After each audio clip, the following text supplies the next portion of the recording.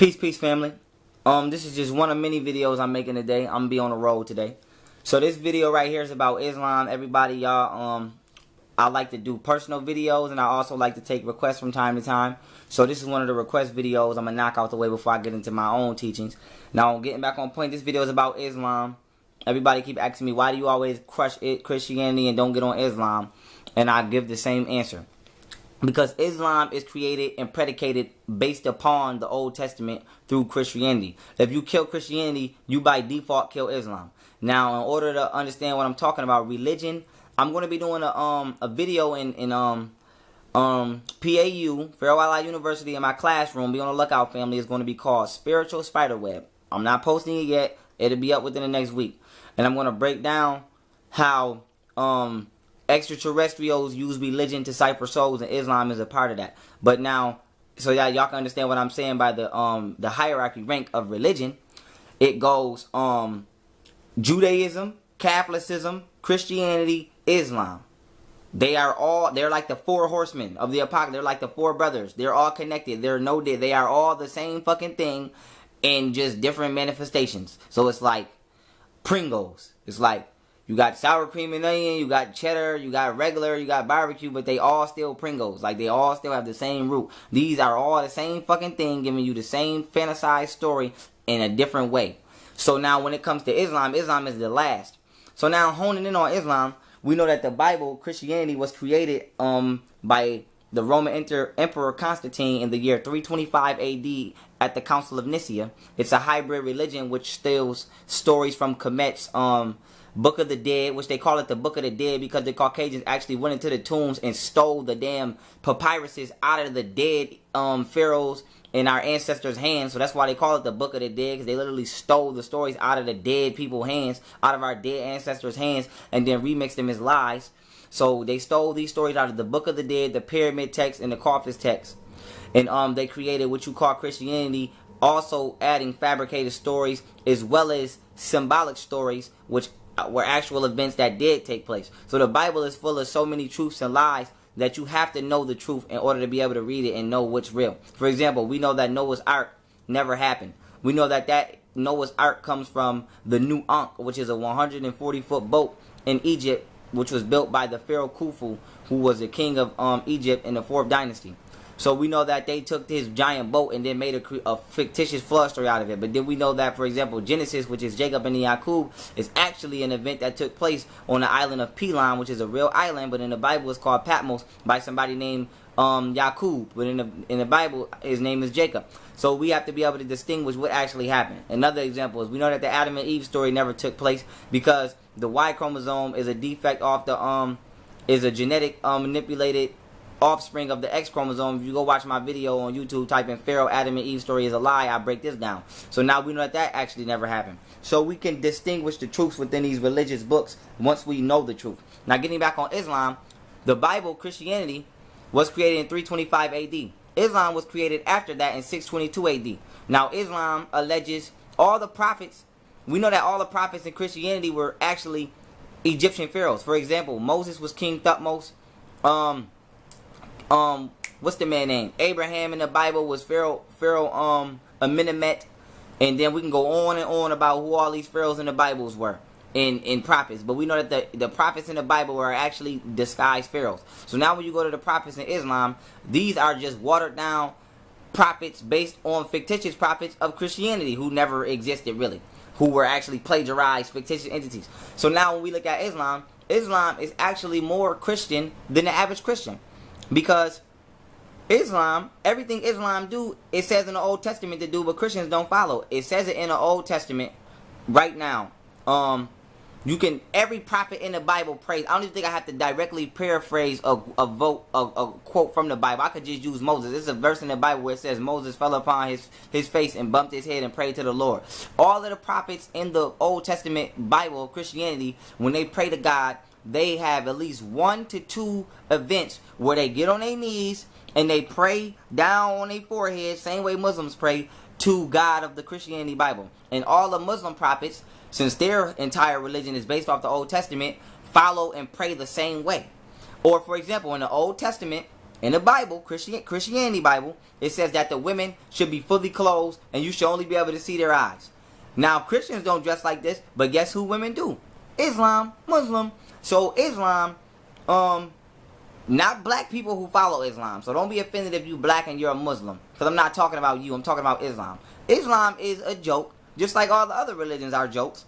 And Islam is predicated off Christianity, which we know is not real. So if the Old Testament never happened, then Islam can't even think that it has a chance to get believed because you based off something that we already proved of a lie. So people ask me, why do I smash Christianity? Because I attack the source. I don't play with the soldiers. We want the general. So we want Christianity's neck. And in destroying Christianity, I destroy Islam. And also, Islam, they say that their prophet, Muhammad, who's supposed to be so great, Muhammad, it is documented facts. Y'all can go look this up right now. Muhammad could not read or write. So why would God give a book to somebody who was illiterate and tell him to teach the people this book or teach the people this faith, and he couldn't even read or write himself?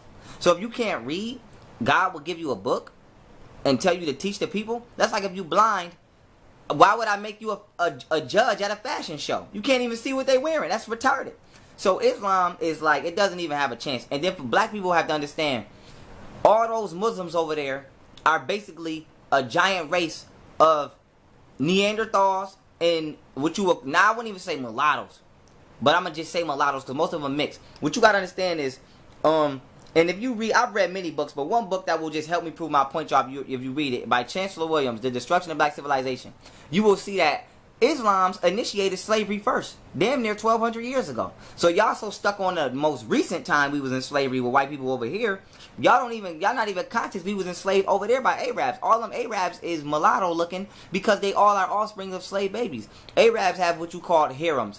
Harems are slave houses where the Arabs will come to Africa, steal the African girls, bring them over there. They would have a minimum of about 30 girls in these harems at a time, and they would rape them. And they rape so many damn African women that all of them over there today look motherfucking mulatto. That's why Arabs have big noses and African features, but they still don't look African because they was mad mulattoes who then remix and then had sex with Caucasians, and it's just mad crazy genetic mixture. You got people coming out of the Caucasus, all of those mountains over there. There's so many Caucasians that escaped out of the Caucasus Mountains and the other mountains surrounding those areas and populated, and it's just a big ass genetic destructive composition of humanoid entities over there that's fucked up. But outside of that, Islam enslaved us first, which was still the white man. Don't get it twisted. I ain't gonna say Islam because Islam was created in 622. Arabs, whether you want to call them the Hyksos, whatever you want to call them, those type of Caucasoid entities enslaved us first over there. We can call them Asiatics. So black man, you're not an Asiatic. You're an African, or you're a melanated being.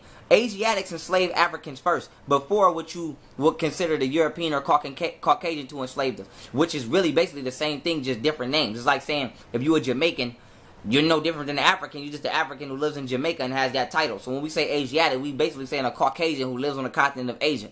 So now that I put the correct perspective on the topic, Asiatics enslaved us first.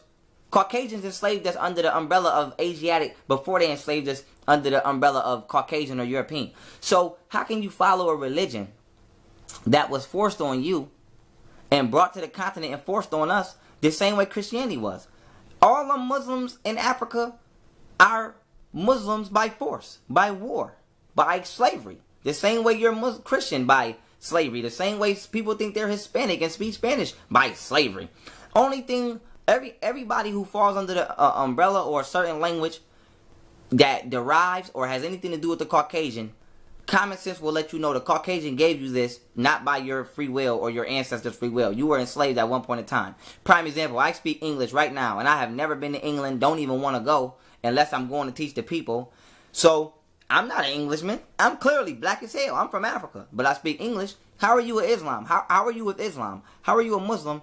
And if you go over there right now, they will kill you and rape your women and kill and enslave you right now. They have actual Africans enslaved over there today, right now in 2015. They are enslaved. There are still African people being enslaved by radical Islamists, extremists, right now.